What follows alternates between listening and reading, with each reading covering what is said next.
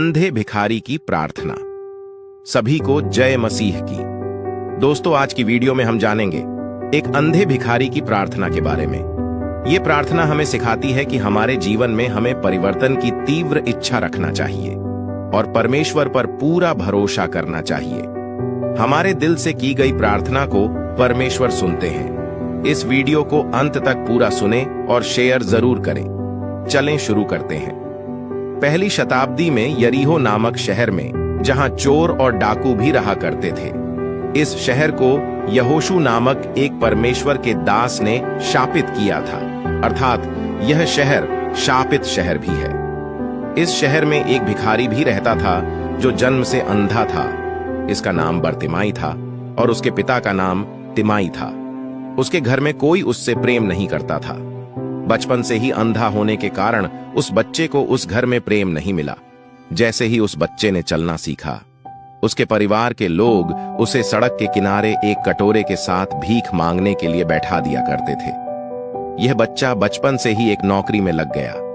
वो काम था भीख मांगना। उसने कभी भी इस संसार को नहीं देखा था, खूबसूरती नहीं देखा था, उसके जीवन में कोई रंग नहीं था।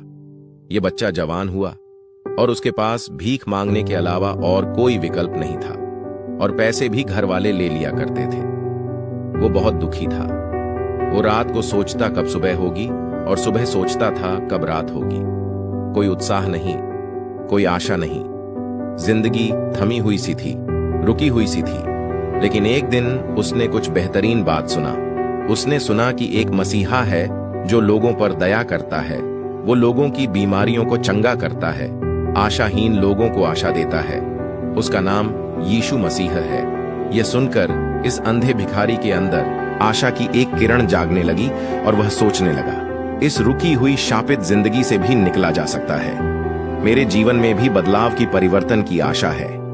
और ऐसा हुआ। एक दिन प्रभु यीशु उसी शहर यरीहो से होकर जा रहे थे और यीशु के पीछे उसके शिष्यगण और एक बड़ी भीड़ पीछे पीछे चल रही थी, क्योंकि वह बीमारों को चंगा करता था, चमत्कार करता था। कुछ लोग उसके पीछे इसलिए भी चलते थे ताकि उसकी कुछ गलती को पकड़ सकें। जब इस अंधे भिखारी ने जब सुना कि यीशु यहाँ इस शहर से और इसी सड़क से होकर जा रहे हैं, उसने अवसर को पहचाना। उसने सोचा, यदि मेरे जीवन में यह अवसर चला गया तो फिर कभी नहीं आएगा।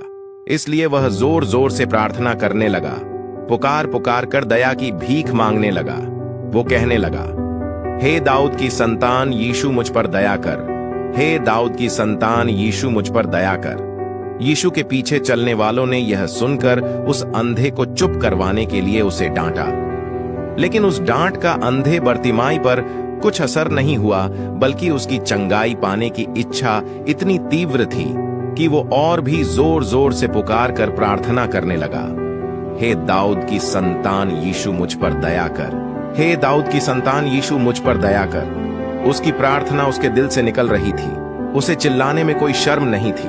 वह जानता था कि सबसे बड़ा रोग कि क्या कहेंगे लोग। उसने लोगों की कोई चिंता नहीं की।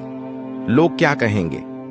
आज तक उसने पैसों के लिए पुकारा था, दूसरों के लिए, अपने परिवार के लिए जो उससे नहीं बल्कि उसके भीख में मिले हुए पैसों से प्रेम करते थे, उनके लिए लोगों को पुकारा था। परंतु आज वो पहली बार अपने जीवन के लिए मांग रहा था, बिना रुके लगातार मांग रहा था। उसकी इस प्रार्थना सुनकर प्रभु यीशु रुक गए। प्रभु यीशु जहां जहां रुके थे वहां एक परिवर्तन जरूर आया था। और जब प्रभु यीशु रुक गए, सारी की सारी भीड़ रुक गई। सभी आपस में बातें करने लगे, क्या हुआ, क्या हुआ, प्रभु यीशु क्यों रुक गए? किसी ने कहा, अब कुछ चमत्कार जरूर होगा। वो एक अंधे भिखारी की प्रार्थना पर रुक गए। यीशु ने अपनी सामर्थी आवाज में, जिस आवाज को आंधी तूफान भी सुनकर आज्ञा मानते और शांत हो जाते हैं, कहा, उसे बुलाओ। और जो अभी तक उस अंधे को डांट रहे थे, चुप होने के लिए कह रहे थे, वही लोग उस अंधे को कहने लगे, हिम्मत रख, हियाव बांध, देख प्रभु तुझे बुला रहे हैं। प्रभु ने हमें कभी नहीं बुलाया, लेकिन वो तुझे बुला रहे हैं। इतना सुनते ही अंधे बरतिमाई के जैसे मरे हुए शरीर में जान आ गई। वो मारे खुशी के अपने थिगड़े लगे हुए फटे पुराने कपड़े को फेंक कर उठा। आज तक वो कपड़े ही उसकी पहचान थे। वो अपनी पुरानी पहचान को फेंक कर उठा। इस क्रिया से उसने समाज को संदेश दिया, मुझे सारे संसार को बनाने वाले ने बुलाया है। अब मुझे अपनी पुरानी पहचान में रहने की कोई आवश्यकता नहीं। जिस क्षण के लिए उसने जीवन भर इंतजार किया था, वो समय आ पहुंचा था। उसके रचयिता ने उसकी प्रार्थना सुनकर उसे बुलाया था। वह शीघ्र उठा, जल्दी जल्दी हाथ आगे बढ़ाते हुए बढ़ने लगा। कुछ भी देरी नहीं की। उसकी इस जिज्ञासा को देखकर प्रभु खुश हो गए और कहने लगे, बर्तिमाई बोल, मैं तेरे लिए क्या करूं? प्रभु जानते थे कि उसे क्या चाहिए। उपस्थित सभी लोग जानते थे कि उस अंधे को आंख चाहिए, परंतु प्रभु यीशु ने चाहा कि यह स्वयं अपने मुंह से कहे क्या चाहिए। प्रभु अपने मांगने वाले को प्रतिफल देता है। उसने पहले ही कहा था, मांगो तो तुम्हें दिया जाएगा। अंधा भिखारी बर्तिमाई कहने लगा, प्रभु मैं देखना चाहता हूं। वो प्रभु को देखना चाहता था।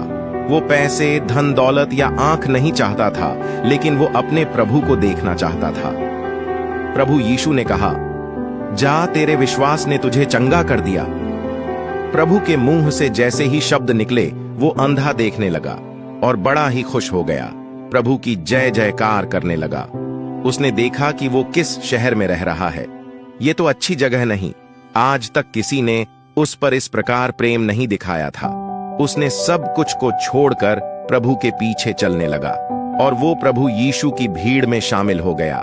वे उस शापित शहर से निकलकर एक शहर पहुंचे जिसका नाम यरूशलेम है, अर्थात शांति और आशीषों का शहर।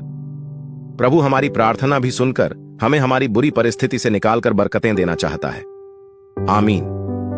मेरे प्रियो, आपको भी अंधे भिखारी की तरह सच्चे हृदय से प्रार्थना करनी चाहिए। जो आप विश्वास से मांगोगे वो आपको मिलेगा। इस वीडियो को शेयर जरूर करें। ऐसी और वीडियो देखने के लिए इस फेसबुक पेज और YouTube channel Jesus online church को सब्सक्राइब करें और बेल आइकन भी दबा दें ताकि हमारी वीडियो सबसे पहले आपको मिल सके।